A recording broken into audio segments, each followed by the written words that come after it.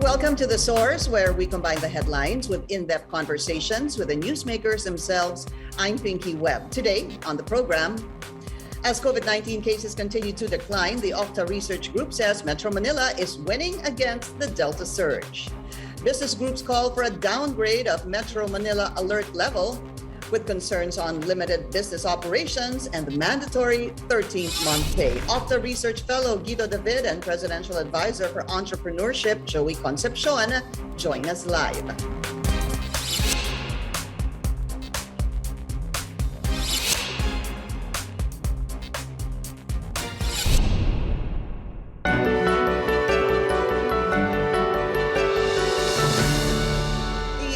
Research Group says Metro Manila is now at moderate risk and is winning against the highly transmissible Delta COVID-19 surge. But amid the declining numbers, will this be enough reason to downgrade the capital region's alert level and ease restrictions? Let's go straight to the source of the story. We have OCTA Research Fellow Professor Guido David. Professor, welcome as always to the source and maraming salamat po sa inyong oras.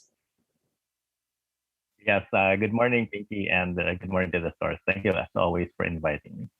And you come with great news. Hindi ba? Average sa Metro Manila is about what? Now, weekly average is what I heard about 1,900, if I'm not mistaken. And maganda po dito yung reproduction rate is at 0.61 rather. Yes, that's great news, Pinky. It actually readjusted to 0.62, but it's not a big deal. And the day average is, yes, about 1,900 plus. So in context, this is the lowest 7-day average since the week from July 31 to August 6. What's the relevance of that? That was the week before we had ECQ. So in other words, we have reversed the number of cases to the week before ECQ, or week when we started before we started ECQ, and that's good news. And hospitalizations going down. Our positivity rate is now down to just 12%. I think maybe later this week it could be down to 10%, or maybe early next week. And although 5% is the target, 10% is an acceptable positivity rate. So, and we're of course hoping that the numbers will continue to decrease in the NCR, but not just in NCR, it's also in Calabarzon and Central Luzon where we're seeing the downward trend. Very good. What do you think, what would you say would be the factors that led to this drop? Because I heard an interview of yours, you said hindi lang kasi siya drop, parang ang sinabi nyo, it was a significant drop. Yes, it's like Pinky. I mean, the decrease is very fast. I mean, it's decreasing by 30% every week. A decent decrease would be 20%. And I think the level of vaccinations is helping it decrease very, very quickly compared to, let's say, March, April surge when we had the alpha beta variants. We didn't have a significant level of vaccinations yet then. So the decrease was slower. Of course, other interventions help. We know that because where they don't have or they stop wearing face masks or doing social distancing, they're still having spikes in cases. So sa atin, Filipinos in general are very compliant naman when we say wear face masks. 90% of people wear face masks, and this is good. And then of course the local government, they play a role in these localized lockdowns because it helps prevent a spread of cluster of cases. What are your thoughts though now on possibly downgrading the alert level from 4 to 3? Would it be time to do this come October 16? Yes, we actually think it's time to do this. In fact, but I want to make it clear that this is based on our metrics. This is not necessarily the same as what the IATF or the Department of Health is using. Body, they will make these recommendations based on the metrics that they're seeing, but based on our metrics, at least on OCTA Research. What we're seeing is that actually kahit first week of October, it was already possible, in our opinion, for a relaxation to alert level 3. Now, even alert level 2 is possible right now. But of course, I'm sure Peter will be talking about these. But at least in our monitoring, what we see is that NCR is moderate risk. And what should moderate risk be in terms of alert levels? Our opinion is that it should be alert level 2 or at the very minimum 3. What kind of numbers are you looking at in November kung magpatuloy po ito? Well, Pinky, for starters, we think now before November, the 7-day average in the NCR would be down to less than 1,000 cases per day. If we recall, before the Delta surge, after the Alpha and Beta variant surge no March, April, we were down to about 600 cases per day in the NCR, which is a good number. So we're hoping that would be the target at least, but we think that it could go lower than 600 cases per day. But for now, for November, we're seeing it could be down to less than 1,000 cases per day. Positivity rate may be close to 5%. And then hospitalizations continue to ease up. So it might be that by November, we're already at low risk. Mm-hmm. By November, low risk na. Now, the projection of OCTA is we are at moderate risk, and then sa November po, low risk na. Just wanted to get your thoughts on some of the healthcare workers saying that, wag tayo magmadali sa pagbaba ng alert level because marami pa rin yung mga pasyente that are in ICU at the moment. Well, that's true, Pinky. But among the indicators, well, the ADAR is decreasing, the daily attack rate is decreasing. Yung positivity rate is it's close to 10%. If it goes down to 10%, it would be at moderate. In fact, pati yung ADAR is close to moderate. Right now, only the ICU occupancy is still at high, but it is already decreasing at the moment. We're seeing that because we have dipped below the surge capacity. And the overall healthcare utilization rate is in Metro Manila, I think it's 49%. That's already at low. So yes, we understand the concerns of the healthcare workers, of the frontliners. But at some point, we have to strike the balance. If there is significant risk that they could be overwhelmed, then of course we would recommend accordingly. But right now, we are not seeing this possibility. Or, I mean, it's possible, but we are just, in terms of probabilities, we just don't think it is likely at the moment because we think that we're already at the tail end of the Delta surge.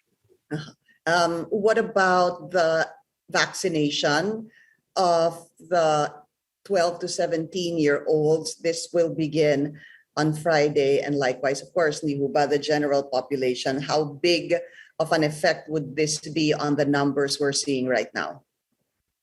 Well, that would help, Pinky. Of course, we're not seeing that big of numbers in terms of cases for 12 to 17 because we have been restricting them from going out. No face-to-face classes yet, but it would be big in terms of the forward-looking in terms of what we plan to do by 2022 if we plan to reopen face-to-face classes, which would also be big for the economy. It's very important, and it's very important also for the mental state of the children. So I think we would definitely need to be vaccinating children 12 to 17 if we plan to reopen face-to-face classes. But in terms of the numbers, definitely it will help. And maybe it will help us also reduce mobility and restrictions to those 12 to 17 years old. I mean, they could probably start going to malls once they're vaccinated, etc. Okay. Another point I'd like to raise, Professor Guido, is any red flags you're seeing at the moment in terms of how the numbers are progressing. And a point I'd like to make is some of the concerns that a lot of millions have been vaccinated with Sinovac rather, during the months of March, April, and May. In fact, the bulk of our vaccines really is Sinovac, and there have been studies even coming from the vaccine expert panel of booster shots. The point I'm trying to make is possibly po, if we were to believe the data, in 6 months, somewhere around there, 6 to even 8 months, the efficacy wanes. So kapag hindi po mabigyan ng booster itong mga milyon-milyon na nakatanggap ng March and April, kasi by December, yun na po yung 6-month period nila, would this be a game changer in terms of the numbers we're seeing? Well, I'll answer first, Pinky, about the red flags. Right now, we're not really seeing our red flags. I mean, of course, we will still have, even as we ease restrictions, we'll still have to continue being vigilant and, to continue to observe these health protocols, because we don't want spikes in cases or clusters of cases from happening, especially as campaign season has probably started. We will have congregations of people, so we still need to observe public health standards to prevent clusters and the outbreaks. To your second point, this is actually a very good point, because we probably saw something, or we actually saw something similar in Israel. They were the ones who started vaccinating early, I think even as early as December last year. And then they were able to control the surge once they got population protection in terms of the number of vaccinations. But then they started to have spikes in cases as well, possibly because they were ready to reopen fully in terms of having no more face masks and no more distancing. But it was also observed that even other vaccines may have a waning factor, that after 6 to 8 months, as you mentioned, the efficacy starts to decrease in these vaccines. Not all vaccines, but some, as shown by data. And that's why I think it is very important for us to definitely consider these booster shots, especially for those who got vaccinated early. My understanding is that most who got vaccinated at the start, March, April, May, were frontliners, healthcare workers. And it's important anyway to vaccinate healthcare workers, and then senior citizens possibly, and those who were in priority groups. So definitely this needs to be looked at, and I'm sure Concepcion, who's heading the acquisition, or not heading, but very much involved in acquiring vaccines for the private sector. This will definitely help in possibly giving booster shots to the community once the booster shots are approved.